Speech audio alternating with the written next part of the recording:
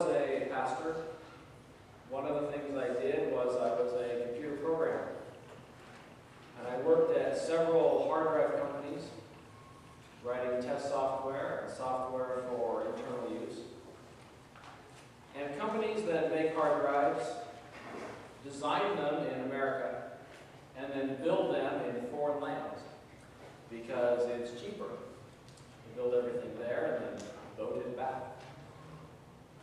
And the company that I was working for built everything in Singapore, and one fall they decided to send me to Singapore to meet with their programmers and to work kind of a hands across the sea sort of thing. And it was originally supposed to be a 3-week trip. And so I went and I did my thing, and then a crisis ensued. And they decided to extend it. And extending it was okay. I mean, I got a little extra money for being overseas. But they had sent me in such a way that extending it would have gone over Thanksgiving. Now, I could miss a holiday. I mean, I've been away for holidays. But that particular Thanksgiving, Janelle and I decided to invite everybody to our house. So I was going to be on the other side of the world, while Janelle was going to be at home, putting on a Thanksgiving dinner, all by herself. It became very clear when I was in Singapore that Singapore was not my home. And what Peter is saying in this passage is the world is not your home. And you can look down and kick the dirt, say, it looks like my home. Maybe look at your driver's license, find the address, and say, that's my home. But this world is not your home. Just like I had a place to go every night. I had food to eat. It was a comfortable place in many ways. Singapore was not my home. I was a sojourner, a traveler. Sojourner is an old word. It means somebody who travels from place to place, who doesn't have a fixed address. There are people today who travel in RVs back and forth across the United States. They are sojourners. They are travelers. They have no fixed address. Peter also calls us exiles. I wasn't necessarily exiled in Singapore, although it seemed like it some days, because I could not just hop on a plane. I had to wait for them to give me a ticket to get back home. I could have quit while I was over there, but I'm not sure how easy it would have been to get a ticket to come back. So we are exiles. This is not our home. Our home, once you have accepted Jesus Christ, once you are a follower of Jesus Christ, your home is in heaven. Jesus said, I go to prepare a place for you. If you are a follower of Him, that you is you. Amen. And what He's doing up there is assembling somehow a dwelling place. And in Jesus' mind, that place up there is your home. Yes. And so if Jesus thinks that's your home, and you think this is your home, who's right and who's wrong? We need to get the mindset that Jesus Christ knows where our home is, and we are just passing through. We are just travelers, just like I was in Singapore. The problem with being a traveler in this part of the universe, this place called Earth, is that the world doesn't like us. And so we're passing through hostile territory.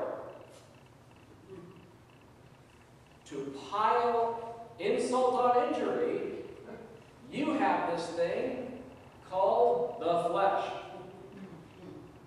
Flesh is a euphemism for sin nature. You have this propensity, this desire to sin.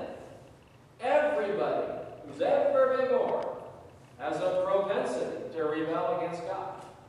You, from the moment you figure figure out some things about the world, want things to go your way.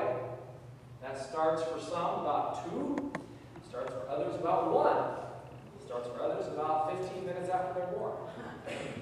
You want things to go your way from a very early age. And the older we get, we can either say, I had some great ideas when I was 2. I want things to go my way now that I'm 20, 30, 40, 50, 60, 70. Or we can say, I was immature when I was 2. I was challenged by not knowing what God wanted.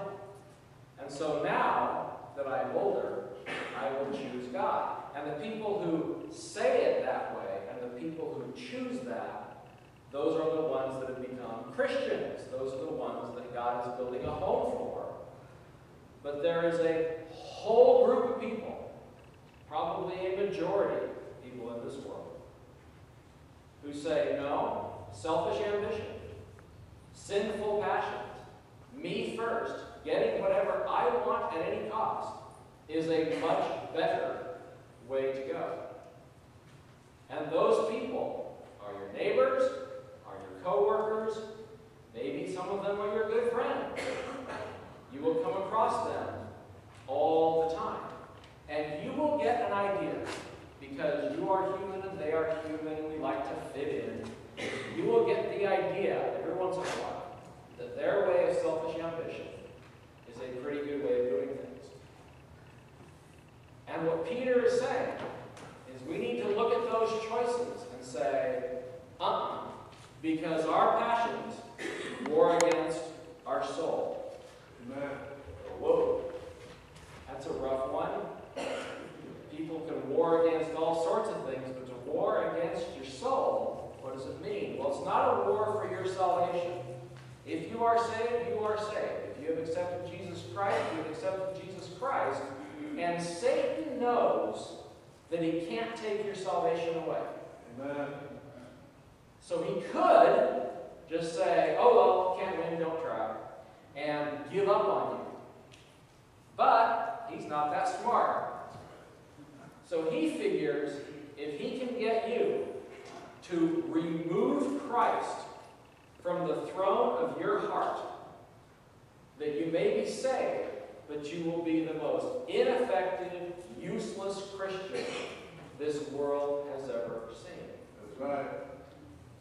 There are Christians who were saved, perhaps at a young age, perhaps early 20s, who went to church their whole life until they were 20, 25, 30, and then something happens, and they decide to stop going to church. One thing that happens is people move. And it's difficult if you've had a connection with a church and you move 2,000 miles away to find a new church. That can be one of the biggest challenges of a person's Christianity. And then you get busy with unpacking in 1 year, and 2 year, and 3 year, and 5 year, pretty much the 10 years since you've been in a church. And Satan goes, that's one down, because he knows on your own, apart from church activity, apart from Bible study activity, in your very own little world, you will always get your relationship with God wrong. Amen. Now you say, oh, what about those who were POWs, who had no Bible? God can do anything. Amen. God can and has taken people in solitary confinement and caused them to recall scriptures they have no memory of reading. Amen.